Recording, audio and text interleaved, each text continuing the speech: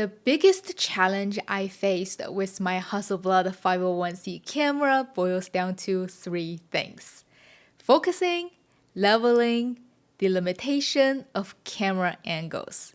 If you also struggles with your Hasselblad 500 series camera, today's episode is for you.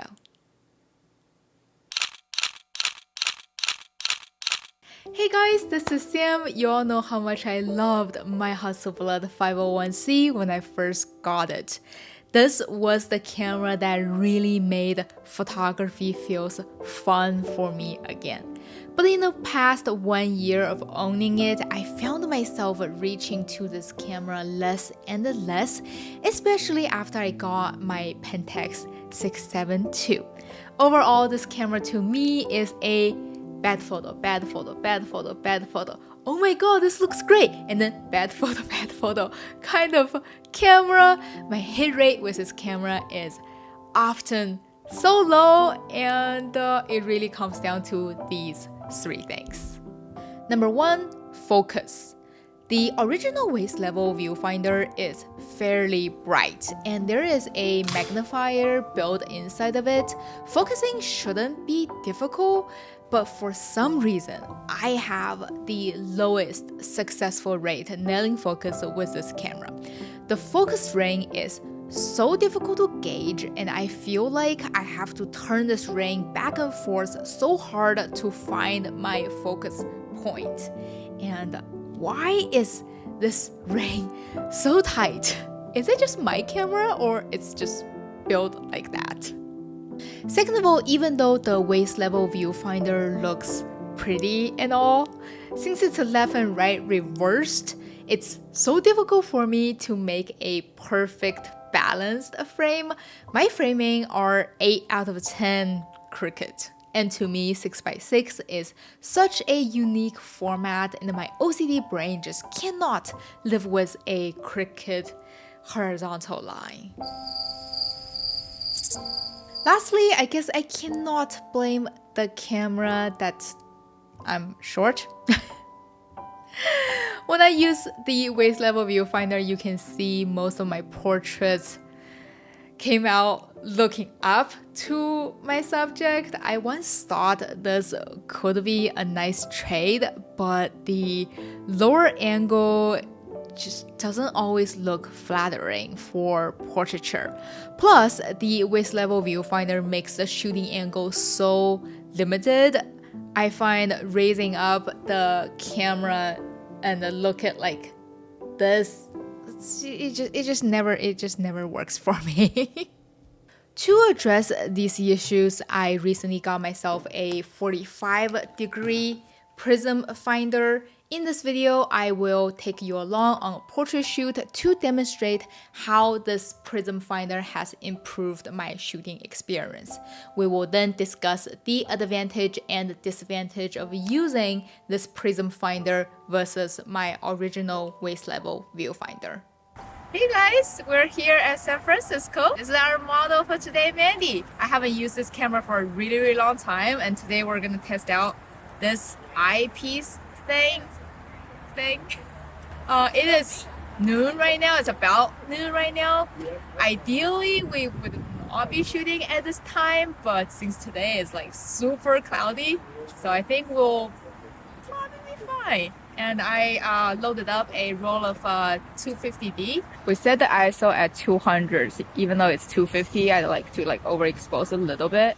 The first major differences is by using this Prism finder, it raised up my view angle by just a little bit. I could get the 90-degree to raise it up to my eye level, just like my other SLR, but then I was afraid I'm gonna completely lose that slightly tilt up look. I know, I'm so difficult to please. That's why I picked this 45-degree angle finder.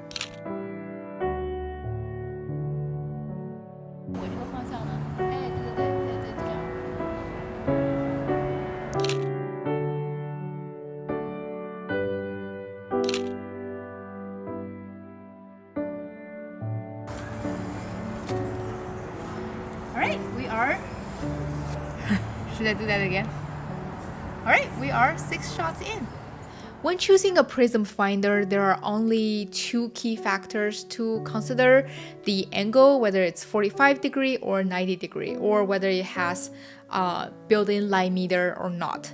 Despite the variety of model available, if you decided to go with the built-in light meter model, I suggest to go with the post 80 model, as the electronic component tend to be more reliable than the earlier version. But if you are on a budget, the early model without the built-in light meter would be a better choice. Just my opinion.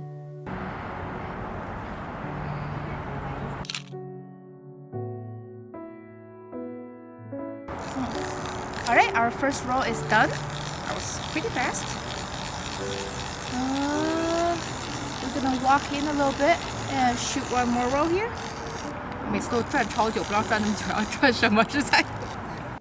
The prism finder eliminated the left and right reversal, and now you can look right into the frame like a regular SLR. And it cuts out all the distraction. It makes framing much easier. However, by using this prism finder, you lost the magnifier. From my personal experience, even without the magnifier, the prism finder still makes it easier to focus than the waist level viewfinder. And also now you can look up and down easier. It gives me a lot more angle options. I'm shooting another roll of Portra 400 since it's quite cloudy. Alright, we're gonna shoot one more roll of Portra 400. I was going to test out the Portra 160 today for portraits, but the weather is really, I don't think it's gonna work out. So I'm gonna shoot another roll of Portra. Well, another but. Focusing with this camera still remains challenging. f2.8 is basically useless. I mean, I'm useless at f2.8. Out of the 12 shots on the first roll, only 5 of them turned out alright. I guess I imagined having this prism finder will help me nail focus when the aperture is wide open. It didn't really work that way.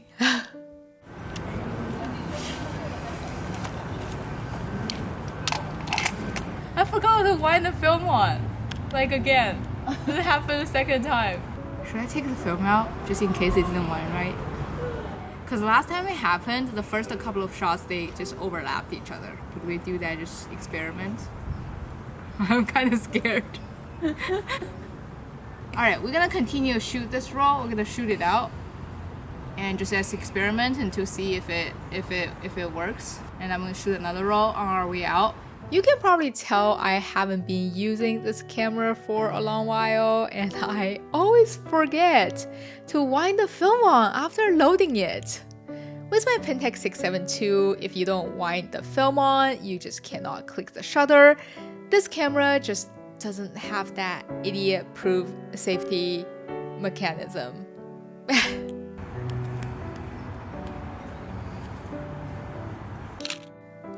Luckily, we still successfully got 12 shots. We just missed the first couple of ones. The second roll turned out worse. I only got 2 shots. That's barely worked.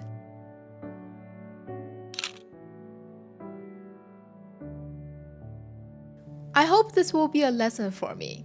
Next time, when I try to open up the aperture all the way to 2.8, think hard on it.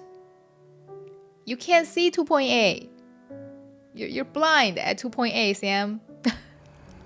Let's do Go 200. I feel like Go 200 is just my lucky film. Just my lucky film. Every time I shoot with other film, there's always something that might surprise me, but Go 200 never fails me. Okay? What?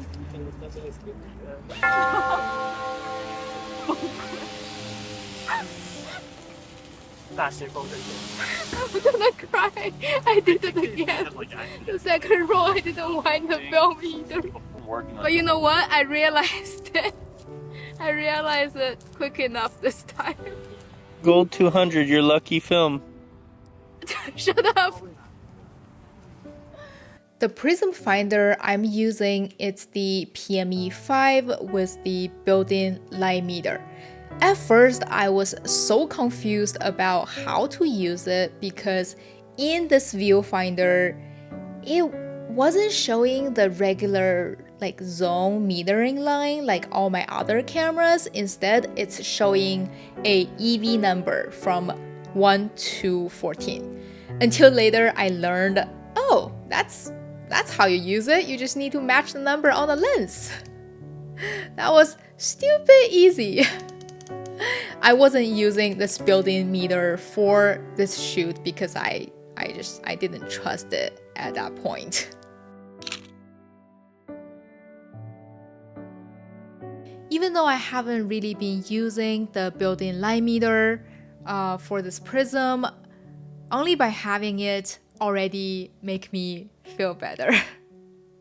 Hey, we all say limitation is good and how a simple camera will slow you down and how that's a good thing. But at the same time, in the past year of experience, I find myself reaching to my Pentax 672 or even my 645N2 more than I pick up my Hasselblad. Just because I can mostly rely on the built-in light meter on those cameras, that's just convenient and reliable.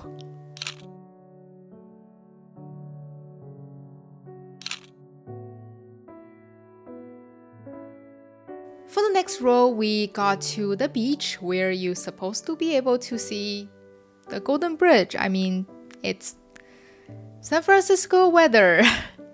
And there's a Chinese saying, 来都来了. We're already here. Might as well. Alright, I think I'm gonna continue shooting Gold 200. For how much I complained about focusing and all that, I just love how this camera and the lens renders color. And once I closed down the aperture, everything just instantly got better. This turned out to be my best roll for this whole shoot. Once again, all I need is to close the aperture down. Even though it was overcasted this whole time, I was still keep checking my light meter because the cloud was moving pretty fast. At one point, we got a tiny little bit of sunlight. And I just love how the skin tone looks with this tiny little bit of sunlight. Kodak Gold 200 is my most used film. Despite it being a cheaper stock, the color and the latitude range just consistently surprising me. You might expect the Gold 200 to have this overall warm tone, but it's versatile enough to produce a variety of aesthetic.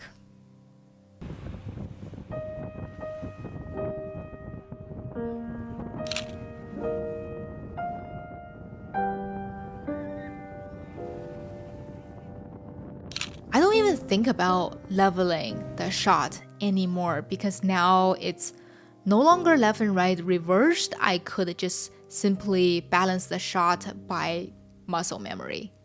With these medium close-up shot, you can see it still slightly look up, but it doesn't look oddly unflattering.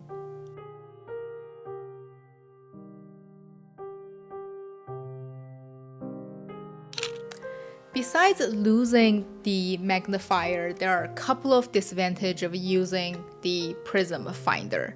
First of all, it makes the camera a little bit bulkier and heavier, whether if you put it in the bag or hang it around your neck. The fold down waist level finder makes the whole body easier to carry. I don't really care about the aesthetic, but the fold down waist level viewfinder definitely makes the camera looks more elegant. And speaking of aesthetic, people who love the Hasselblad often praise the unique experience, like opening the waist level viewfinder and seeing the view through the glass.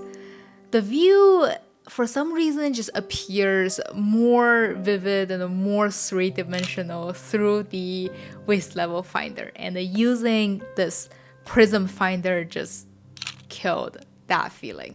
If you are the person who values the visual and the sensory experience of shooting with this camera, you want to stick with the waist level finder, I think. It's just more fun to use.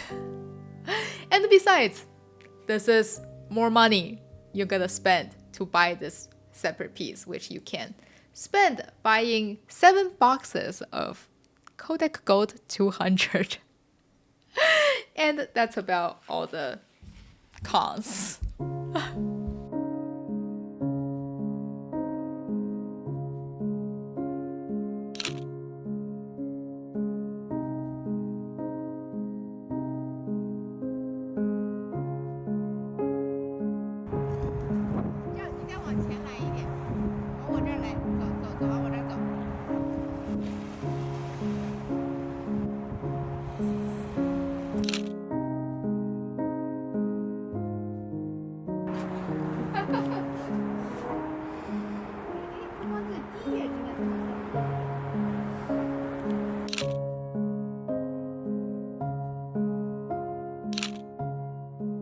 I kept wishing the wind will blow away the cloud and we could finally get some sunlight that afternoon. You know what? The sun did come out on our way to the airport. Since then, I have been shooting some street photos, street portrait with this Prism finder here and there. I definitely like it more than the waist level viewfinder, and I'm not sure if I would ever go back to the waist level finder again.